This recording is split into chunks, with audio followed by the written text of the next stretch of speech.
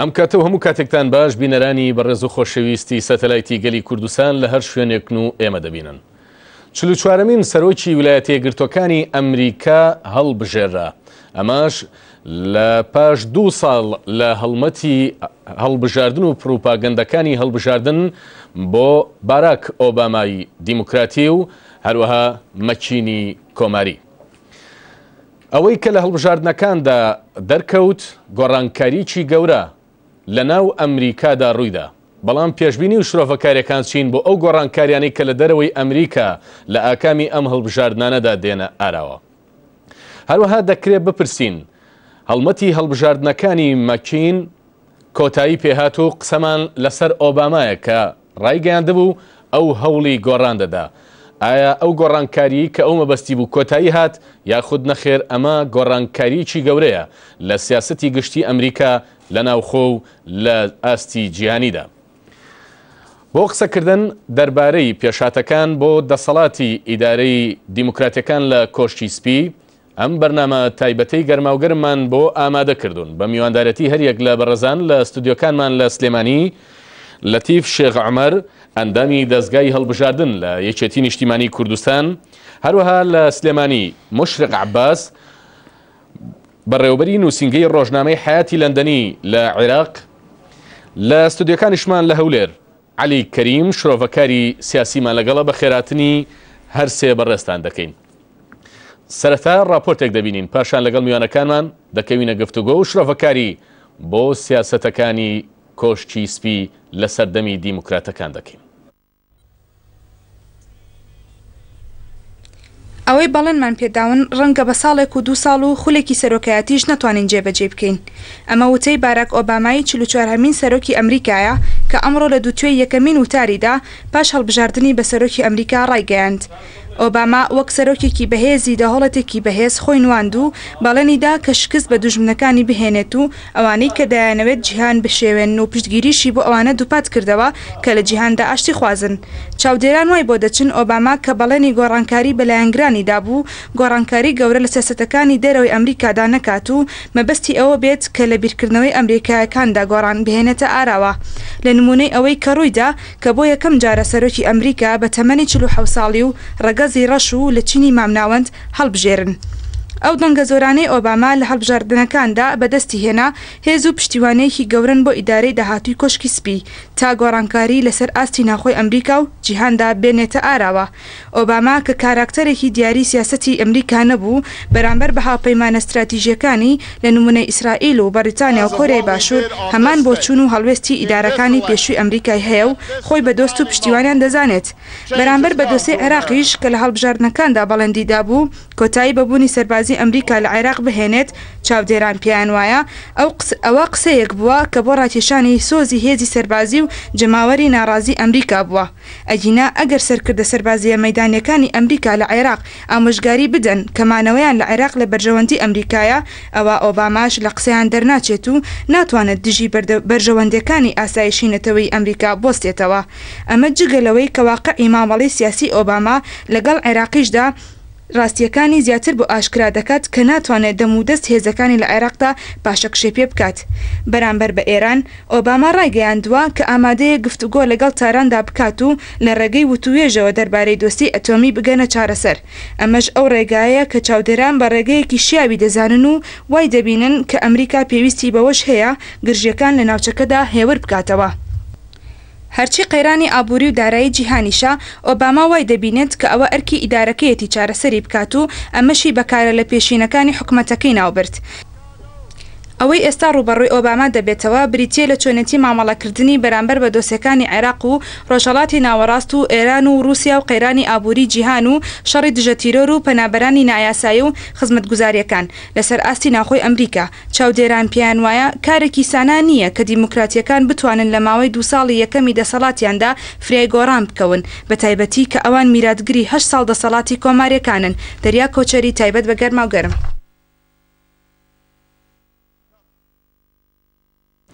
بەڵێ بینەرانی بەڕێز و خۆشەویست سەرەتا دەچینە لای لەتیف شێخ عومەر ئەندامی دەستگای هەڵبژاردن لە یەکێتی نیشتیمانی کوردستان. کاک لەتیف، یعنی ئەوەی کە لە هەڵبژاردنەکانی ئەمڕۆدا یان دوێنێ ئەمریکادا ڕوویدا ئەزممویی تازەی هێنایە ئاراوە لە سیستمی هەڵبژاردن یان با بڵین لەو ستایلە تەقلیدیەی کە هەڵبژاردن لە ئەمریکادا بەخۆی دەبینی بەوەی کە لە ساڵی 1000 ینی لە 60ەکانەوە هەڵبژاردننی ئاوەها قەرەباڵغ لە ڕووی ئقبالی دەنگدەرانەوە نەبووە و هەروەها ئەوەی کە بینیمان بە درێژایی هەڵمەتەکانی هەڵبژاردن چ هەڵبژاردنە بەرایەکانی ناوخۆی هەردوو حیزب و هەڵبژاردننی کۆتایی بینیمان کە ڕەگەزی نوێ لە ڕەگەزەکانی هەڵبژاردن ئامادەبوون و کارکتەری سەرەکی بوون لە نمونەی ژن و لە نمونەی ڕەشپێست ئەو ئەزمونانە گەر ئاماژەیەکی پێ بکەی. بڵێ هەر لە سەرەتای هەڵبژاردنەکانەوە ئەوە دیار بوو کە ئێمە و دنیا و ئەمریکا لە بەردەم ئەزممویی تازایە لە هەڵبژاردن هەر هاتنە پێشەوەی ژن لە کاندیدێک بۆ ڕکەباری لەگەڵ باراک ئۆبامایە هیلاری کلنتن و پاشان هاتنی ڤایس پرزیدنت بۆ مەکینی لە وەک کاندیتی جمهوریەکان ئەوە داهێنانێکی تازە بوو بۆ یەکەم جار ڕوویە لە ئەمریکا ئەوە یەکەمیان دووهەمیان هاتنی یەکێک لە ئەسڵ و ڕەگەزی ئەفریقی ئەمریکی ئەوە بۆ خۆی دیسان تازە بوو و ئەوە یەکێ بوو لە هەرخەوە گەورەکانی ڕەشپێستەکانی ئەمریکاوە هاتەدی ئەمە خۆی دوو ڕیسی گەورە بوو کە دیموکراتەکان کردیان لە سەرەتاوە پاشانیش جمهوریەکان بەهێنانی ژنێک بۆ ڤایس پرزیدنت ئەوانیش ڕستیشان هێنایە پێشەوە کە مغامری وا لە لەو پێش نەکراوە بەڵام دیموکراتەکان دیار بۆ حسابی خۆیان باش کرد و یانزانی چی ئەەکەن و یانزانی چۆن ئیشوکارەکانی خۆیان ڕێخن و هەڵمەتەکانی خۆیان ڕێخن و ئەنجامی لێکەوتەوە کە بینیمان بەڕاستی ئەوەی ڕوویە لە ئەمریکایە تەواو ئەوەی پیشاننا کە ئەمریکا وڵاتی هەموو احتیمالەکانە وەکو خۆیان ئەڵێن و هەموو شتێک ممکنە لە ئەمریکا ڕووبە و وڵاتە گرتوەکانی ئەمریکا ئەتوانێ لە هەموو هەڵبژاردنێکە دیسانە پرینسیپەکانی دیموکراتی و یەکتری قوبوڵکردن و هاوکاریکردنی یەکتری دووپات کاتۆ بیکا بە نمونەیەکی جوان و بەرز لە ئاکاری دیموکراتی و سیاسیە بۆ هەموو دنیا. بەڵێ وەوتمان ئەو ئەزمونە نوێی کە لە ئەمریکادا پێشاندرا کە لە هەفتاکانەوە وێنەی نەبووە ئەگەر نەڵێن لە هەڵبژاردنەکانی شەستەکان بوو کە ئەمریکایەکان ینی بەو نیسبەتە بەو ڕێژەیە دەنگیاندا بەڵام هۆکاری ئەوە بۆچی دەگەڕێنیتەوە کە وەگوتمان گۆڕانکاری لەسەر عقلیەتی ئەمریکی هاتوۆتە ئاراوە کە هەمویان خەمخۆر بن بەوەی کە چێ دەکەن بەسەرۆک و خەمخۆر بن بەوەی کە جۆ نەدەنە ڕەگەز چ ڕەگەزی وەکو ڕەشپێستی یاخود ڕەگەزی نێرومێیی و ڕوو لە سندۆقەکانی هەڵبژاردن بکەن و ئازادانە خەڵک هەڵبژێرن ئەمە چه ئەزممویی تازەی لە ئەمریکا هێنایە ئاراوە. بەڵێ خۆی ئەوەی بەڕاستی تەسیری گەورە و کاریگەری گەورە و باشی لەسەر دەنگەری ئەمریکی هەیە کێشە ناوخۆیەکانە و کێشانەی کە پەیوەندی ڕاستەوخۆی هەیە بە بژێوی خەڵکەوە بژێوی ڕۆژانی خەڵکەوە ئەو ئەزمەی اقتصادی کە بەرۆکی ئەمریکا و پاشان بەرۆکی هەموو دنیاشی گرتووە و ڕاستەوخۆ تەسیرێکی زۆری داناوە لەسەر بازاڕی کار لە ئەمریکایە و لەسەر ئاعتیمادی بانکی و لەسەر بازاڕی بۆرسە و دەستەویەخە شەڕەکە لەگەڵ خەڵکاوە خەڵکیێکی زۆر ڕوبەڕووی بێکاری و ڕوبووری نەبوونیە بنەوە ئەو وای لە خەڵک کردووە بە دەرەجەی ئەساسی کە ڕوو لە گۆڕان بکە و داواکاری گۆڕان بکە و پژگیری لە گۆڕان بکە ئەوە بە دەرەجێ یەکەم ئەوەیە دووهەمیان هاتنە پێشەوەی کاندیدێکی ئەفریقی ئەمریکی کەەوە بە خۆی تازەیە و گەنج کە ئومێدێکی زۆری یاوە بە خەڵک بە گۆڕان و دروشمی سەرەکی هەڵمەتی هەڵبژاردەکەی گۆڕانە لە هەموو بوارێکە وای کردووە هەژمونێکی دروست کردووە کە گەنجان ژنان بە دەرەجێ ئەساسی وە کەمایەتەکان وەکو هەسپانیک و ڕەشپێسەکان بەشداریی زۆر زۆر بکەن لە هەڵبژاردنەکەیە بۆ خۆی ئەمە یەک حقیقەت ئەگەر یارمەتیم بێ ئەمە تاوکەم یەک حقیقەتی لە ئەمریکای دەرخست ئەوە مەسیجێکی غەڵەتەکە هەچ کەسێ وا بزانێکە ڕەشپێستەکان و ئەفریقی ئەمریکیەکان ئۆبامایان گەیانە دەسەڵات ئەوان تەنیا لە سای 11 دەنگەران بوون بۆ ئۆباما لە سا 60 دەنگەرانی ئۆباما سپی بوون و لە سا 23 هیسپانیک بوون ئەوەی ئەو تەحەولە گەورەی کرد لە ئەمریکا هەموو خەڵکی ئەمریکا بوو نەسپی بوو نەڕەژبووەوە هەنگاوێکی گەورە و بازێک بوو بەسەر دیواری ڕەگەزپەرستیە. بەڵێ دەسمەلای علی کەریم شرۆڤەکاری سیاسی لە هەولێر یعنی کاک علی ئەوەی کە لە هەڵمەتی هەڵبژاردنەکاندا بینیمان یان جۆمان لێبوو لەلایەن ئۆباماوە ئەوە بوو کە ئەو گۆڕانکاری دەکا و بووە نوێنەر یاخود قوتبی گۆڕانکاری نەمازانی ئەو گۆڕانکاری لەسەر ئاستی ناوخۆی یاخود لەسەر ئاستی دەرەوە چکە ئەگەر ینی سەرنجی راپۆرتەکەدا بێ بە یەکەمین جملە دەستمان پێکرد کە یەکێک بوو لە ڕستەکانی وتاری سەرکەوتنی ئۆباما ڕایگەیاند کە ئەوەی کە بەڵێنمان پێداون ڕەنگە لە ساڵێک یان 2 ساڵ یاخود لە خولێکی هەڵبژاردندا نەیەتە دی و نەتوانین جێبەجێ بکەین. مەبەست ئەوەیە ینی گە تۆ کوشۆڤەکارێک لەم ڕستەیە بڕوانیت مەبەستی ئەوەیە کە ئەوەی بەڵێنمان پێدان بەڵێنێکی انتخابی بوو یاخود شتێکی تر.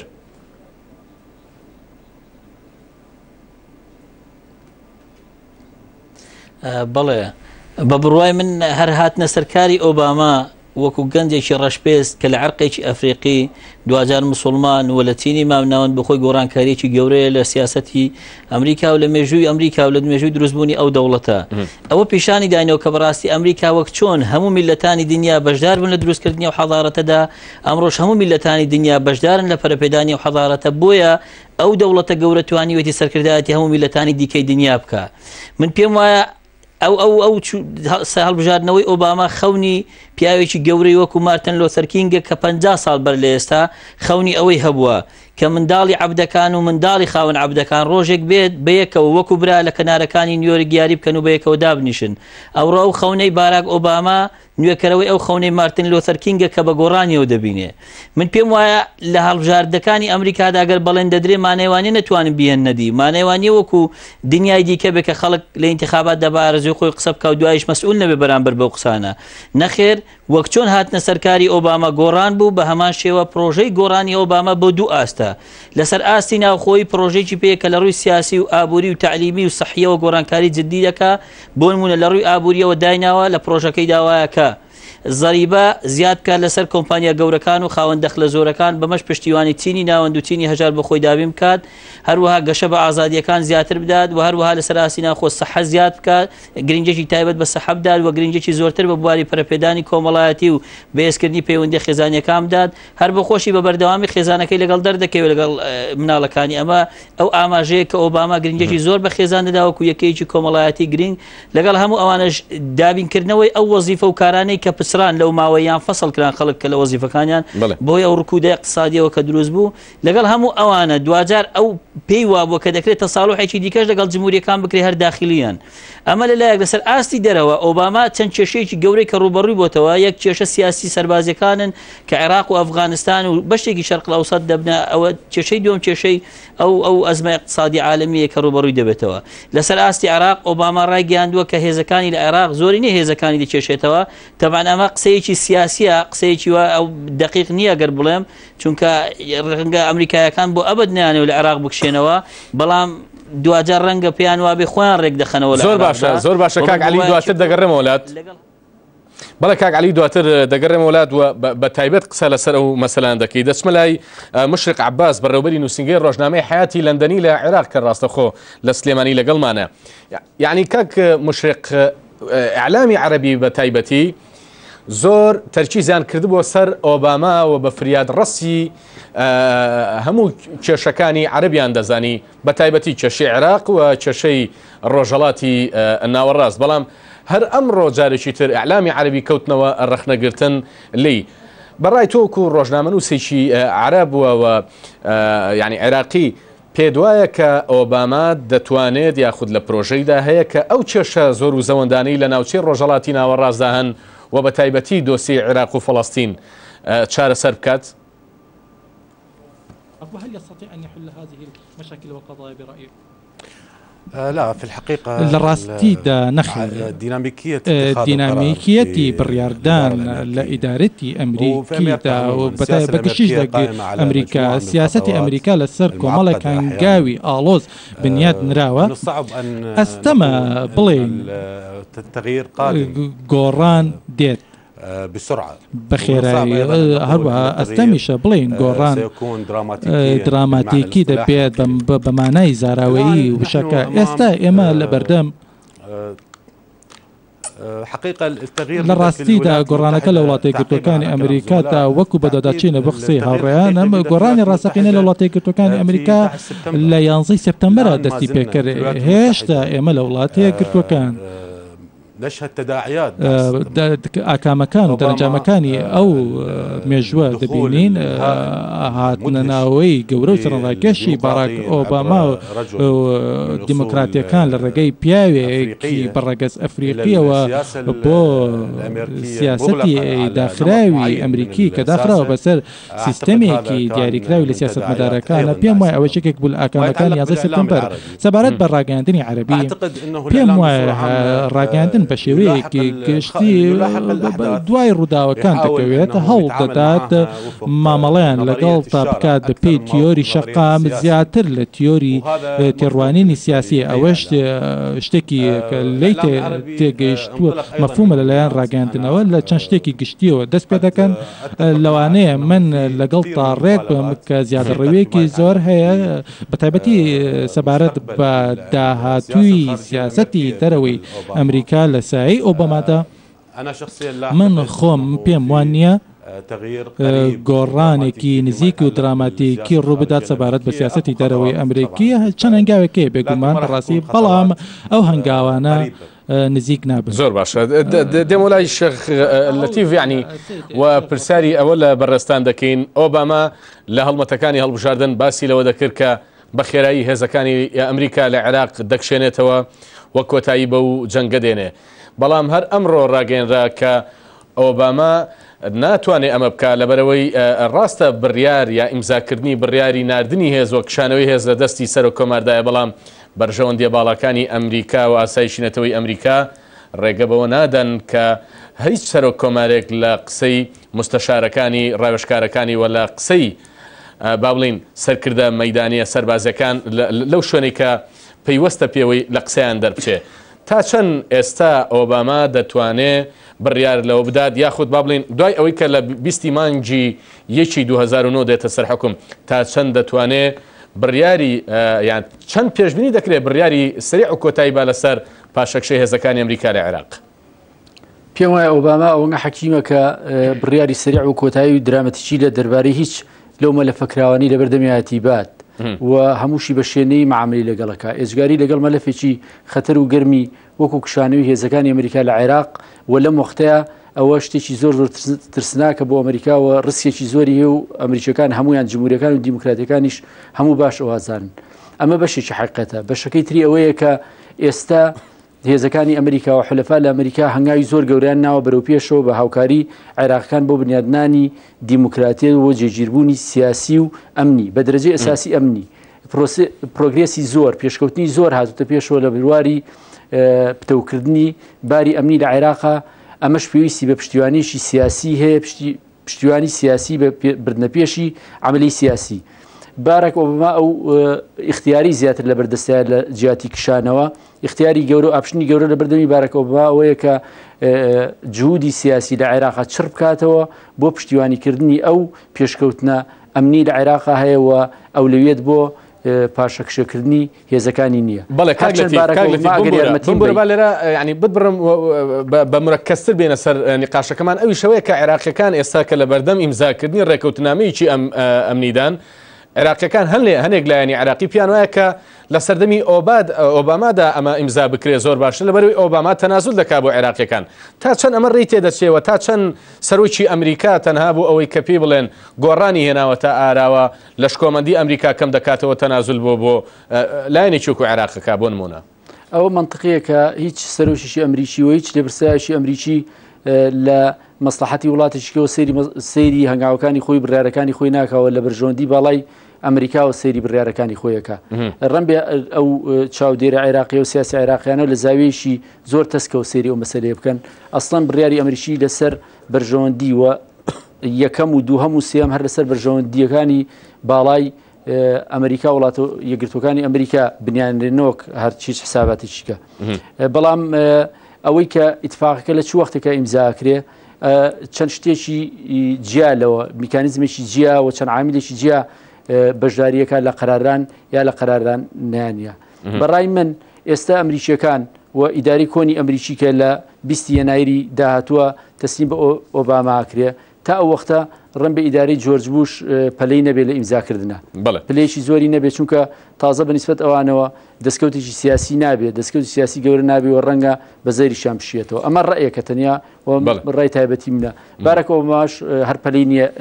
لەو مەسەلای پەلەی نییە ئێستا وەکواتە پێش و ئەوەی دایمە وەکو تەقلیدێک لە ئەمریکای 100 ڕۆژی یەکەم بڕیاری گەورە و گران و ئەوانە نادا بڵێ دێمە لای علی کەریم لە هەولێرەوە پرسیاری ئەوە دەکەم ینی لە جملەی کۆتایی کاک شەغلەتی فەوکە دەڵێ لە 100 ڕۆژی یەکەم ئەوە سەرۆکی ئەمریکا بڕیاری گەورە و گرنگ نادا بەڵام شتێکی تر هەیە لەوەی کە ینی ئۆباما کاتێک دێتە سەر حکوم کە 8 ساڵ لە دەسەڵاتی کۆماریەکان و بۆش تێپەڕیوەوە کۆمەڵێک بڕیار دراوە دوو جەنگ کراوە و ئاسەواری ئەمانەیان هەنێک لە جەنگەکان درێژیان هەیە پێ دوایە ئەسڵەن تا ساڵی یەکەم لە ئەمریکادا ئەگەر پۆستێکی نوێ لە کۆشتی سپی و ئیداری ئەمریکا و حکوومەتدا بمەزرێت لە ماوەی ساڵێکدا ئەو پۆستە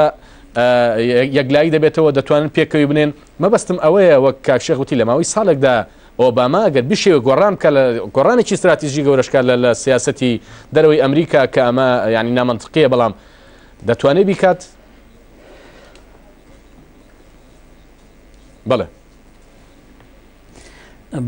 تەمان گۆڕانکاری استراتیژی لە سیاسەتی دەرەوەی ئەمریکا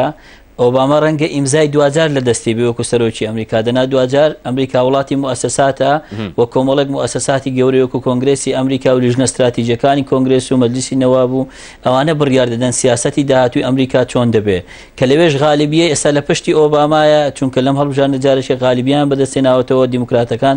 دیسان ئەوان لە باتی ئۆباما بیر دەکەنەوە بڕیار دەن لە مەوزوع استراتیژیەکاندا ئەگەر چی سەرۆک قورسایی تایبەتی خۆی هەیە من بڕوایەکی قوڵم بەوە هەیە کە لەگەڵ هاتنی ئۆباما گۆڕانکاری ڕوودەدات بەڵام مەرز نییە گۆڕانکاریەکان لە ئێستاوە دەست پێ بکەن ینی بەو سەریئێتە پێمان وابێ کۆمەڵە گۆڕانکاری ناوخۆ لە دەرەوەی ئەمریکادا ڕوودەدەن بەڵام هەر چۆنێک بێ ئیش بەشێکی تایبەتی کارکردنی ئۆباما لەسەر ڕاستکردنەوەی ئەو هەڵانەیە کە ئیدارەکەی پێشووتری کردوێتی و کە بەڕایوان تەندروست نەبووە و سیاسەتێکی هەڵە بووە بۆ نمونە ئۆباما لێستاوە دەیەوێت دەست بەوە بکاتە سەور دەکەم لە سەرەتای مانجی لە سەرەتای ساڵی تازەوە دەست بە دایالۆگ بکات لەگەڵ ئێران و لەگەڵ سووریا لە سەرەتای ساڵی تازەوە پەیوەندێکی تازە لەگەڵ یەکێتی ئەوروپا دروستکە کە فەرەنسا بێتە کارکتەرێکی سەرەکی تێیدا لە سەرەتای ساڵی تازەوە کوڕاگەیەندراوە ئۆباما و ئیدارەی نوێ بەڕاستی پەیوەندێکی تازە دروست دەکەن لەگەڵ وڵاتانی دەوروبەری عێراق و ڕەنگە ئەوەی کە کاتی خۆی پێوترا پرۆژەی ڕۆژهەڵاتی ناوەڕاستی گەورە ئێستا بە مەغزایەکی مەدەنیانەتر و سلمیانەتر گەشەی پێ بدرێ چونکە هەر تەبعی حیزبی دیموکرات وایە کە لەگەڵ گەشەپێدانی دیموکراسیانە بەڵام بە شێوەی سلمیدان بۆیە من تەسەور دەکەم گۆڕانکاریەکان دەست پێ بکەن بەڵام مەرج نییە ئاکامەکانیان بەو خێرایە بگەنە دەست بەڵێ لێرەوە دەسمەلای کاک مشرق يعني وقتهم إعلامي عربي زور تأكيدي لو ذكروا كبوما أوباما به إتر ما فرياد رصد به وإتر أم هموش شكان شار السردكا هر أمره سل بياني يعني لسعد هشتي بياني سعد سيلاوي بيامنيري العربية ل عمان أو الراجان كاتك أوباما هاتوتا عمان وأم يكمين برساري ليكردوا يكسر بين راجان دكتور قريبة سرو كوماري ولايتي قرتوكاني أمريكا فلسطین چی لێدێ وتوێتی من تەنها دوو وەڵام هەیە قودس پایتەختی یەکگرتووی دەوڵەتی ئیسرائیلە من بم یان مەکین ئەوە یەکێک وەک ئەو دەڵێ لە سەدیقە حەمیمەکانی ئەبینێ یەکێک لە هاوڕێ هەرە نزیک و خۆشەویستەکانی ئیسرائیل پێ دوایە یعنی لە مشکلی ڕۆژهەڵاتی ناوەڕاست کە ئێستا کاک عەلی ژاماژەی پێکرد گۆڕانکاریەک لە ڕۆژهەڵاتی ناوەڕاستی گەورەدا بکەن پێ دوایە ئۆباما دەتوانێت ئەو گۆڕانکاریە بکە و لەو خەتە لابدا کە کۆماریەکان لەسەری ڕۆشتون کە پێشتر ئیداری دیموکراتی بیل کلینتن دای ڕشتۆکەویش نەخشەی ڕێگایە بأنه سيسير على نفس الخطة والرسم التي صار عليه سابقا الواقع انه الهامش الرئيسي بالراستي دا براويزي سركي سروكي امريكي بڕیاردانی دەرەکیدا بەرفراوانە بەتابەتی لە سەبارەت بەو بڕیارانەی کە پەیوەندیان بە کاروباری ئابوووریەوە هەیە سەبارەت بە ناوچەکە ناوچەی ڕۆژهەڵاتی ناوڕاستە هێشتا ناوچەی قەیرانەکانە هێشتا ناوچەی دروستبوونی بوومە لەرزە سیاسیەکانە پێم وایە گۆڕانێک هەیە لەوانەیە ڕووبدات سەبارەت بە کێشە و تەنگەشەکانی ناوچەکەوە. ڕاستیدا پەیوەندیەکی بەوە هەیە کە پێی دەوترێت لە سایکۆلۆجیای پەیوەندی کۆمەڵاتیەکاندا یاخود لە پەیوەندی نێودەوڵەتیەکانە زیاتر لە پەیوەندی ڕاستیەکانە بە واقعی ئەرزەوە. لە ڕاستیدا هەڵوێستی ئۆباما بە فەڵەستین دیار و جێگیرە. ئەویش هەڵوێستێکە کە هەموو سەرۆکەکانی وڵاتە یەکگرتووەکانی ئەمریکا لە ماوەی 40 ساڵی ڕابردوودا سەرڕای ئەوەی کە باراک ئۆباما لە لێدوانەکانی کشایەوە سەبارەت بە قورس و پشتیوانی خۆی ڕاگەیان سەبارەت بە دروستبوونی هەردوو دەوڵەت، بەڵام هێشتا کات درێژە پێش ئەوەی دەست پێشخەری نوێ ببینی بە پێچەوانەی دەست پێشخەری نەخشەی ڕێگا کە سەرۆک جۆرج بۆش پێشکەشی کرد بەداخەوە نەیتوانی بیگەێنێتە کۆتاییەکەی. خاڵی سەرەکی ئەوەیە کە پێم وایە پەیوەندی بە دەوڵەتەکانی ناوچەکەەوە هەیە، پەیوەندی بە دەست پێشخەریەوە هەیە. ئێستا ئێمە دەوڵەتەکانی ناوچەکە لە بەردەم ڕەگەزی دەست پێشخەریدانە. لە ماوەی 3 مانگی یەکەمی حکمی سەرۆک ئۆبامادا دەبێت نابێت چاوەڕوانی ئەو دەوڵەتانە بێت کە کێشیان هەیە لەگەڵ وڵاتە یەکگرتووەکانی ئەمریکادا چاوەڕێ ئەو دەوڵەتانە نابێت چاوەڕوانی دەستپێشخەری ئەمریکی بن. لەو ماوەیەدا ئەو دەوڵەتانە کە هەستیان کردیان هەستیان بە مەترسی کردووە لە بوونی وڵاتە یەکگرتووەکانی ئەمریکا لە ناوچەکە پێویستە دەستپێشخەری بکەن بۆ تێپەڕاندنی مەسلەی گرفتی دەرونی لە پەیوەندی نەدەوڵەتیەکاندا. لێرەشدا بە تایبەتی ئێران و دەوڵەتەکانی دەوروپشتی ئێران، عێراق باس دەکەم، بە تایبەتی سووریا پێویستە نەرمیەک بنوێنێ لە سیاسەتە دەرەکیەکاندا لە هەڵوێستیدا لە سیاست دەرەکی لە سەبارەت بە ڕۆژهەڵاتی ناوەڕاست بۆ ئەوەی لەم کاتەدا یانە باسی چەند گۆڕانکاریە بکەین کە لەوانەیە لە ماوەی بامناوەندا ڕووبدات. زۆر باشە دەمەلای جەنابتان کاک شەغلەتیف بووە ئەیبەستینەوە بۆ مەسەلەی کوردەوە دەرچوونی ئۆباما لە درێژایی هەڵمەتەکانی ڕاگەاندنیدا تەرکیزی لەسەر نقطەیە کردەوەەوە ئەوەی بە ئاشکراوت کە ئەگەر دەربچێ ئەوە پەیوەندی نێوان کوردەکان و تورکیا ڕێک دەخاتەوە. بیرمان نەچێ لەبەرەوەی یعنی زۆر لە کورد پێی وا بووە کە ئەگەر ئۆباما دەربچێت ئەوە کورد هیچ پەیوەندییان لەگەڵی دانیەوە نایناسن. بە عکسیەوە بە چەند لێرەوە چەند زانیاریەک بدەین کە پەیوەندی کورد بە دیموکراتەکان و پەیوەندیکی لە مێژینەوە هەر لەو کاتی کە لە هەڵمەتی هەڵبژاردندا بوون سەرۆک کۆمار و سەرکردایەتی سیاسی کورد ژمارەیەکیان لە چەندین بۆنەکە بیل کلنتۆنی سەرۆکی پێشوو و یەکێک لە پشتیوانەکانی ئۆباما سازی کرده بوو لەگەڵی دابوون پەیوەندی زۆر باشان لەگەڵ خاتو هیلاری کلنتن هەیە و هەروەها پەیوەندیکی زۆر مێژینە لەگەڵ جۆزیف بایدن جێگری سەرۆکی ئەوە هەیە و هەروەها ئۆباما بۆ خۆی یەکێک لە سەرکردە سیاسەکانی کورد کە سەلاحەدین بایدین یەمینداری گشتی یەکگرتووی ئیسلامی کوردستان بوو بانی کردبوو یەکێک لە بۆنە تایبەتەکان بۆ ئەمریکا. واتە ئۆباما کورد دەناسێ و کوردیش باش ئۆباما دەناسێ. پێ دوایە کە یعنی ئەو چۆنێتی ئەو مامەڵەی کە کوردی کات لەگەڵ ئۆبامادا مامەڵەیەک بێ سەختتر یان ئاسانتر لەوەی کە لەگەڵ کۆماریەکان و بۆشدا کردوێتی. بۆ خۆی هەرەوەی کە حیزبی دیموکرات حیزبێکی دیموکراتیەوە لایەنگری بەرجەسەبوونی دیموکراتی و بڵاوبوونەوەی دیموکراتی و سەقامگیریە لە ناوچەکەیە و پشتیوانێکی گەورەیە بۆ دیموکراتیت لە دنیا و لە ناوچەکەی ئێمەشا ئەو خۆی پشتیوانیە بۆ کورد کە باشترین فریێڕەسی کورد بڵاوبوونەوە و گەشەکردن و پەرسەنی دیموکراسیەتە. ئەوە زەمانەتێکە بۆ کورد کە حیزبێکی گەورە لە دنیاە پشتیوانی بکە لە دیموکراسیەت و لە عێراقیشا نفوزی هەبێ و دەسەڵاتی هەبێ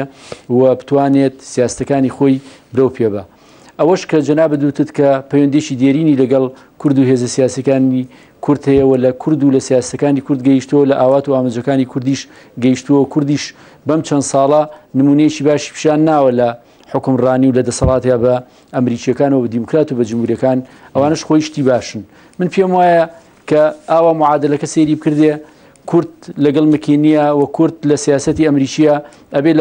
لە عامی منتیقەکە و بەگشتی لە استراتیژیتی ئەمریکی لە منتیقەکە لە عێراق و لە ڕۆژهەڵاتی ناوەڕاستەوە سەیری کورد بدۆزیتەوە لە کوێیە مۆقعی کورد لە کوێیە لە سیاستەکانی ئەمریکا لەو شوێنانەیە. پێم وایە ئەو اعتیقادە کە خەڵکێکی زۆر لە پێشەوە مەترسێکی زۆریان لێ دروست بوو بۆی هاتنە سەرحکمی دیموکراتەکان و ئۆباما مەترسێک بۆ کورد دروستەکە هەر لە ئەساس و لەسەر بنەمایەکی غەڵەت دروست بووە و بێجگە لەوەی کە جێگیری سیاسەتی ئەمریکا و جێگیری استراتیژیەتی ئەمریکی لە هەر منتیقەیەکە لەوانش لە عێراق و لە کوردستانی ژۆک بەشێ لە عێراق زەمانەتە بۆی کە کورد هیچ مەترسێکی نەبێت لە سیاستەکانی تازای ئەمریکا ئەوەش کە حیزبی دیموکرات بەناوبانگە بە پشتیوانی لە دیموکراسیەت و دیموکراسیەتیش فریادڕەسی کووردە ئەوەش خۆی زەمانەتیش کە هیچ مەترسیەک من زۆر خۆم نایبین. بەڵێ کاک علی کەریم جەنابەت ئاماژەت بەوە کرد کە یەکێک لە سیاسەکان یاخود یەکێک لە گۆڕانکاریانی کە ئۆباما دێکا گفتوگۆکردنە بێت لەسەر دۆسەی ئەتۆمی کۆماری ئیسلامی ئێران و بە شێوازی دیالۆگ و بە شێوازی گفتوگۆ و هەروەها لەوانەیە بۆ مەسلەی ڕۆژهەڵاتی ناوەڕاستیش بە هەمان شێوە لەگەڵ سووریاشدا گفتوگۆ بکە پێ دوانییە کە ئەمە یعنی درێژە پێدەری سیاسەتی استراتیژی ئەمریکیە لە ماوەی ڕابردوودا بەهێز و بە مامەڵی هێز و چەک و توندی نەتوانرا ئەو چەشانە چارەسەر بکرێ و ئێستا ناوچەکەش ینی لە تەنگەژەیەکی گەورە و لە ئاڵۆزیشی گەورەدایە کە هەندێک لە خوبەرای دارایی و ئابووری شەوەیان ڕدەگەیان کە ئەم هەموو تەنگەژانی ئەمریکا دروستی کرۆ هۆکارێک بۆ ئەو قەیرانە ئابووری و دارایی کە لە جیهاندا هاتوۆتە ئاراوە و ڕکودی بانکەکان پێدوانیە کە ئێستا پێویستە ینی ئەگەر ڕەنگە ئەگەر حەقبەیەکی تری کۆمارەکانیش باتایەتە ئاراوە پێویستی بەوەیە کە ناوچەکە ئارامی بەخۆ ببینێ و وەزعی منطقەکە هادی بکرێتەوە و پێویستە دیالۆگ لەگەڵ ئەو ناوچانە بگیرێتە بەر.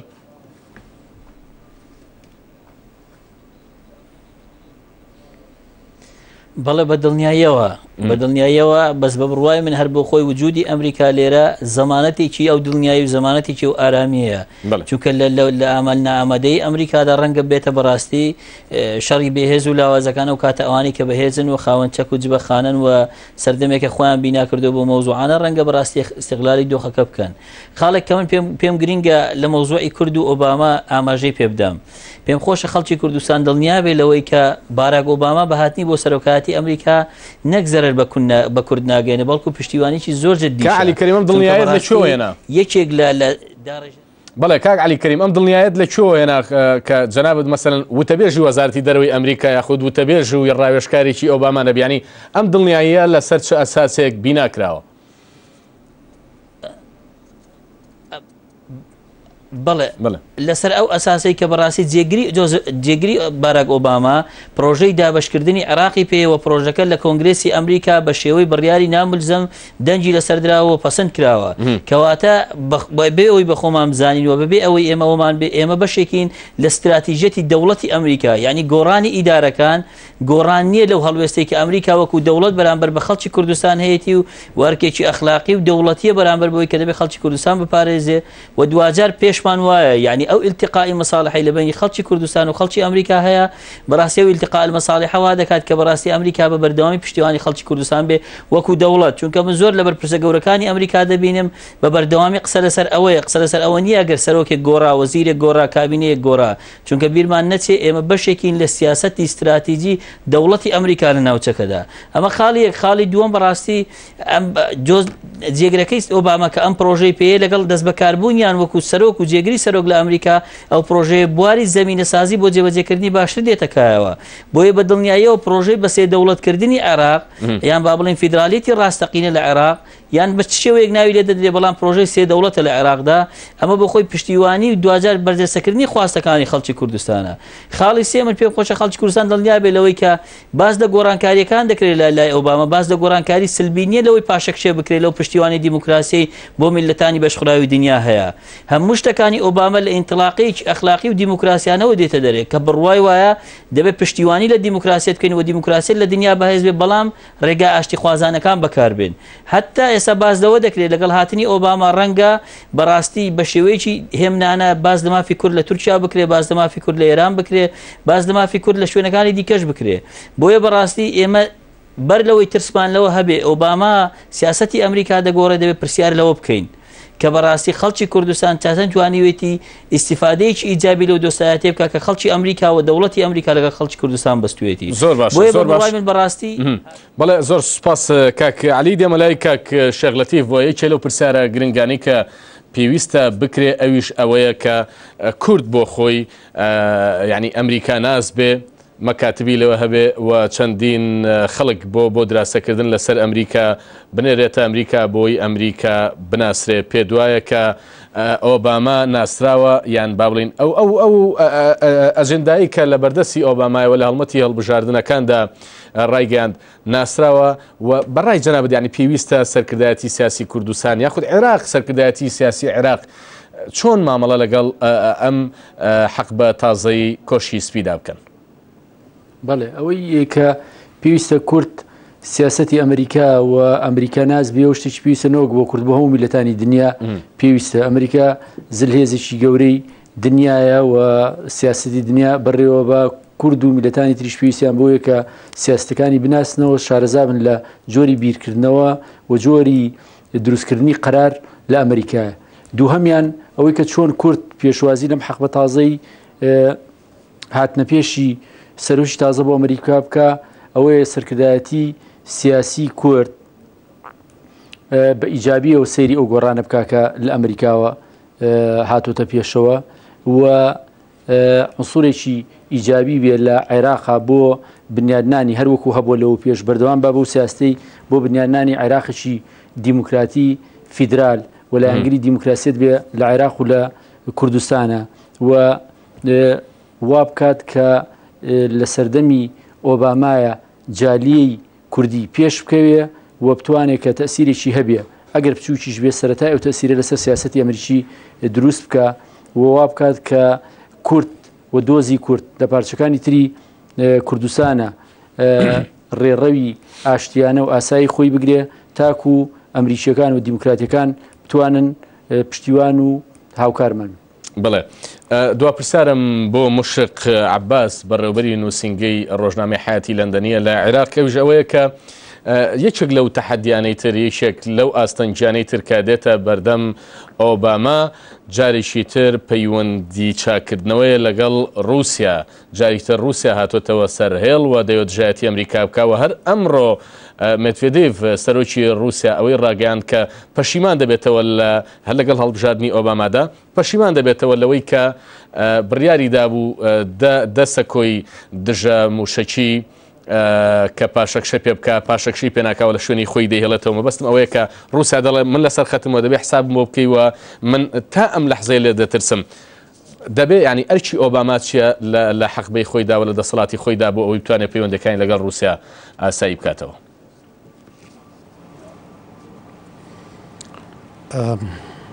أمريكا أصبحت